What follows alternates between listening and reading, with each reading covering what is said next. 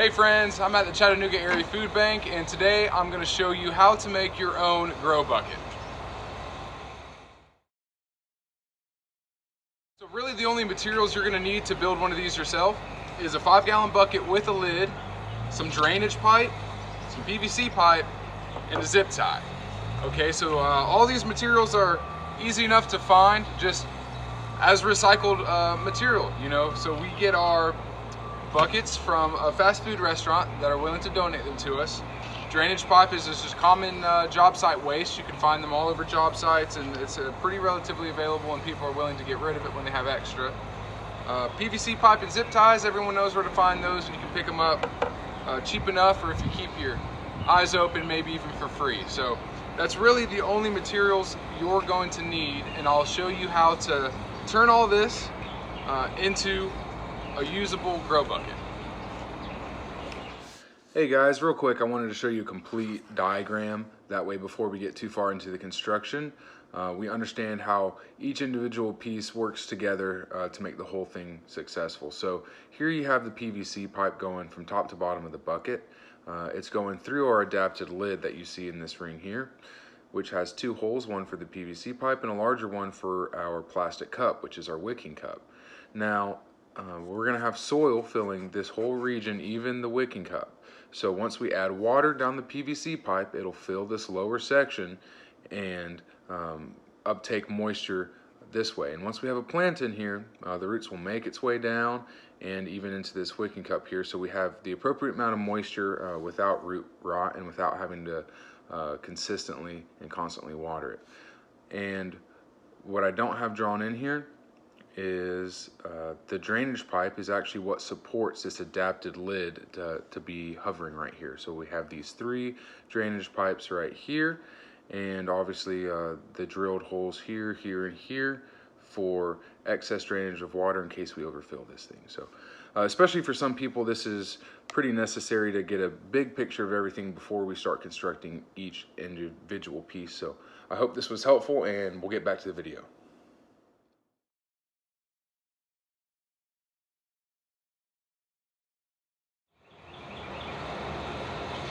We're going to go ahead and prepare our drainage pipe. We want to cut 3 sections of identical size, and the size really depends on what cup you're using. You want it to be just a hair bigger than, longer rather, than your cup. So none of it needs to be too precise here. We're not building furniture, but kind of go here. Now I can use a saw for this. I can use a miter saw, especially if I'm doing a lot of them. I want to set up something that I can really get it done more precisely and quickly. But for 1 or 2, I'm just going to use a razor knife here. I know about how long I want it, and then I'm just going to slowly put my knife in and turn my drainage pipe. Now we want this drainage pipe to be perforated. That way it has good water distribution down there in our bucket. And if it's not perforated, like this one isn't, we're going to want to go ahead and perforate it. So I'm just going to cut some slits along the edges there. And this is just to have water drainage. I think it's an important step, especially if your pipe's not perforated. Most of the pipe is going to be honest, but there we go. I just cut some slits in there, that way we have water drainage. So we're going to get 3 of these cut identically. It's going to end up looking like there, and we're good to go on our drainage pipe.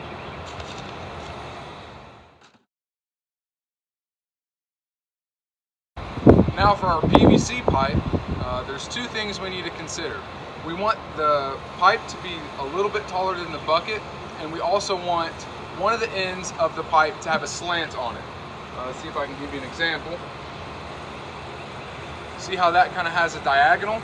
And that's just because when the pipe sits down in the bucket here, we don't want it to sit so flush against the bottom of the bucket that we can't have water drainage.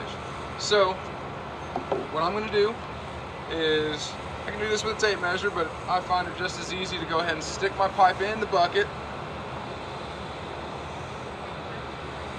right there, you're using a standard 5-gallon bucket, it'll be about 15 inches. But either way, we're gonna go ahead and make a mark right where we want it so we know we're good. I'm gonna pop it on the table here. And again, I don't want to cut it flat, I want to cut it on an angle. That way we have water can go through that pipe down into the bucket. So I'm going to find my line and just cut on an angle.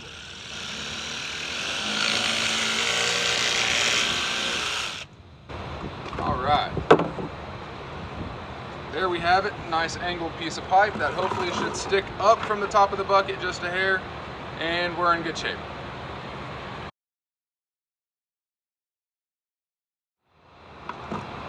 Now as far as our bucket goes, there's about 5 holes we want to put in there, and I'll show you where they go and why. Along the bottom, we're going to want to put 3 holes kind of for excess water drainage, right? So as we fill this thing up, if we fill it too far, instead of just soaking out our soil and soaking out our roots, it'll come out the drainage hole. So here on the completed bucket, I don't know if you can see the holes around here, but I'll show you. Like so, this guy is pretty well filled with water, but if it comes over, it just comes out of these drainage holes. So we're going to go ahead and put in these drainage holes, and the location of those kind of just depends on what cup you're using, and we're going to use our standard 4-inch drainage pipe that fits our cup nicely. We're going to set it down and just use a marker to go 1, 2, 3. You know, I'm not using a compass or anything crazy. I don't know my angles. Just, you don't even have to have 3 drainage holes. 2 drainage holes, heck, 1 drainage hole might be fine. If you want to do 6 of them, do 6 of them. I'm gonna do 3. 1, 2,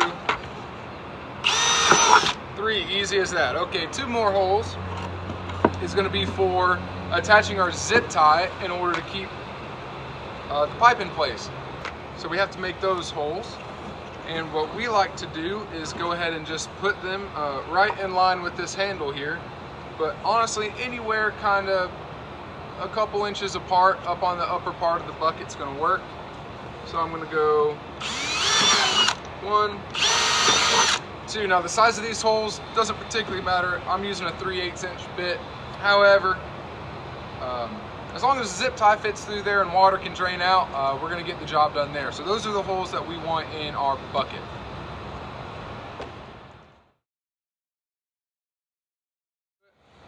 So here we're going to get it right into it. We're going to make holes in the lid and cut around the lip in order to be our base that we need down in the bucket here. So we're going to take our flower cup and we're just going to trace it on the top here. What we want to do is put it to the edge of the lid, but not so far. We want it about a 1/2 inch in from the edge. I'll show you. We don't want it all the way down to that lip. We want it about a 1/2 inch up. So I'm going to go ahead and trace that circle.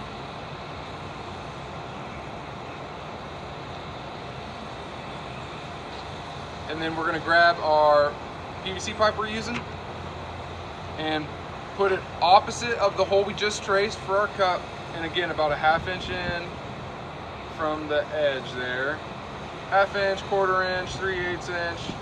We just don't want it on the edge, right? So that's what we're looking at. And we want to cut those circles out. But it's important to pay attention to exactly how we're going to do that. So we want our pipe to be able to go all the way through this top PVC hole, but we want our cup to sit on the lip of the hole down below. So what we want to do is cut the line completely off of this hole right here, but down here we want to cut actually to the inside of the line. I'm going to do a little dash line to show you. Just like so. So if we cut along that dashed line, our cup should catch the lip and sit in there nicely. So I'm going to show you how to make this cut here. So what we're going to want to do in order to start our cuts off is put some holes right here in the middle of the circle, not in the middle, but on the edge of the circle, to give our blade somewhere to start so that we can actually start our cut from within the circle.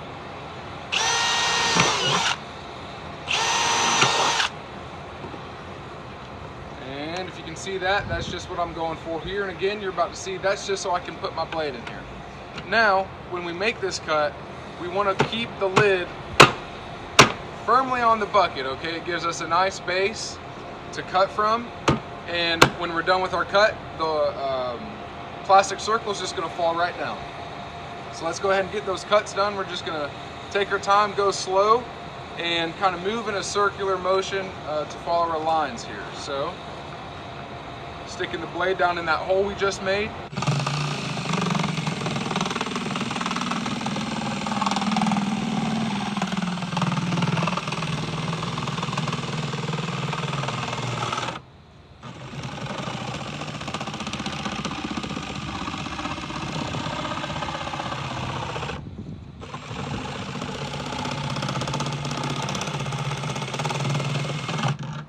Okay, there's our hole for the flower cup, wicking cup rather.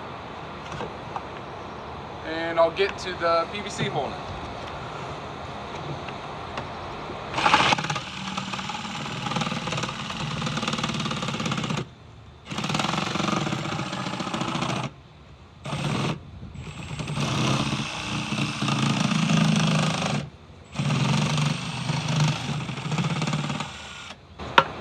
Alright, now if you have an appropriately sized hole saw, it's going to make that a lot easier on you. But look, if you don't have one, it's okay as long as you have a saw. Even a hand saw will do fine.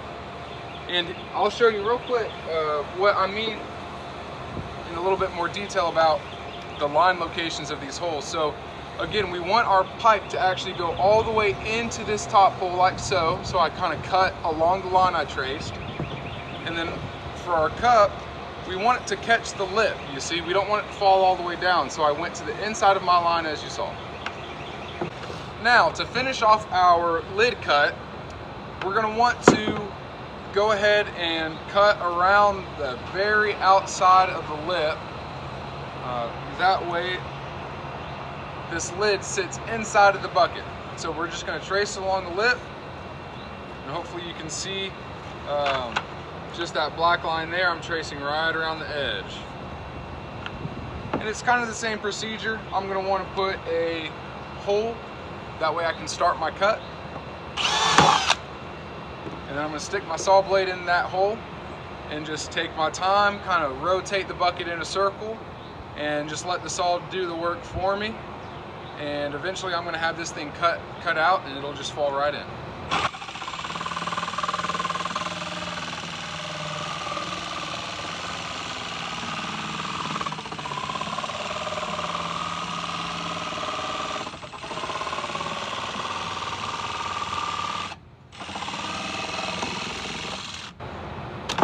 Now, this is a good example of why we want our holes to be about a 1/2 inch offset from the lip, right? Because if our hole met this cut I'm making now, it would kind of just all be wonky on us.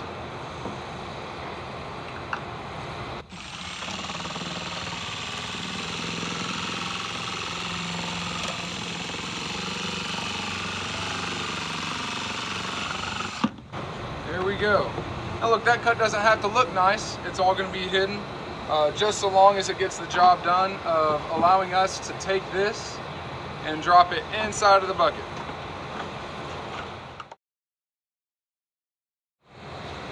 Alright, now I have my lid cut, I have my drainage pipe cut, I have my PVC pipe cut, and I have my wicking cup. So we're going to go ahead, oh, and I have my drainage holes and zip tie holes pulled out of the bucket. So we're going to go ahead and assemble this guy. 3 drainage pipes go in. I'm going to go ahead, let's go ahead and stick our lid on there. And then I'm going to line up the circles and stick my wicking cup inside. Okay, hope you can see that a little bit. Angled side down of my PVC cup, PVC pipe rather. I'm going to line everything up with my zip tie holes.